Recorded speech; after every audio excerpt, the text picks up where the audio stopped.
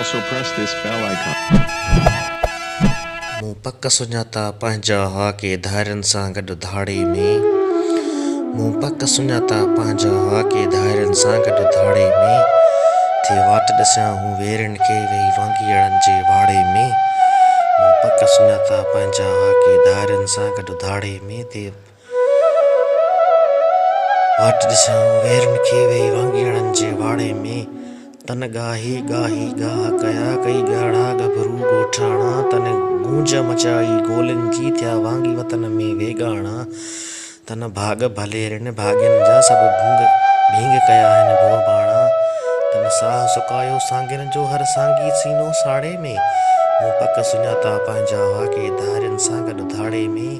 थे वाट ॾिसां हूं वेरनि खे वेही वांगिड़नि जे वाड़े में। जिते चालूं चिनियूं चाह मझां ऐं चोॾस हुई चूंगार चिननि। जिते छोरनि छेला छाछर में थे छोड़े छॾिया छेक चिननि। अॼु माॻ पसियोसीं मारुनि जा था मन में मुंहिंजी मच मचनि। अॼु भूतनि जा उते भंभट भाऊ नाहे पांवर को पाड़े में। मूं पक सुञाता पंहिंजा हाके धारियुनि सां गॾु धाड़े में। जिते चर्चा चारई पहर चमन में चोड़ेलनि जा चाग हुआ ऐं मालवंदन में हाग मतारा मारूड़नि जा माग हुआ। जिते लाखियुनि लोहनि वारनि लाइक लोहारनि जा लाग हुआ। उते चिबरनि जा चिखार त ॾिस चोॾस हेबत नाकी हाड़े में।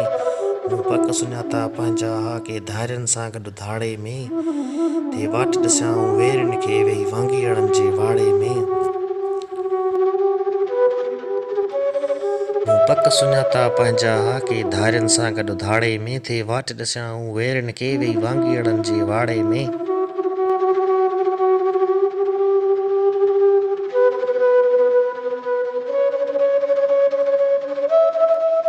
खेट खरा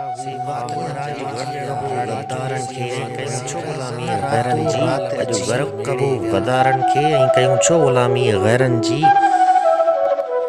पर पहिरीं पटणी पाड़ अथऊं हिन घर जे चोर वॾेरनि जी। जन कुड़म सॼी सां कीस करे आहे खाक बणायो पेरनि जी। अॼु पस जे मुंशी पहुच पई हर पांवर पेर उघाड़े में। मूं पक सुञाता पंहिंजा हाके धारियुनि सां गॾु धाड़े में।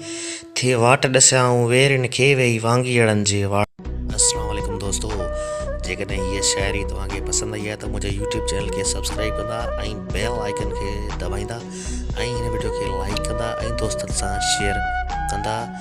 ऐं हीउ चैनल जेको आहे तव्हांजो ई आहे, पंहिंजो ई आहे, तव्हांजो ई शयूं आहिनि, तव्हांजी ख़िदमत आहे। मां हिकिड़ो नौजवान सहाफ़ी पिणु आहियां। Thanks for watching my videos. अल्लाह हाफ़िज़।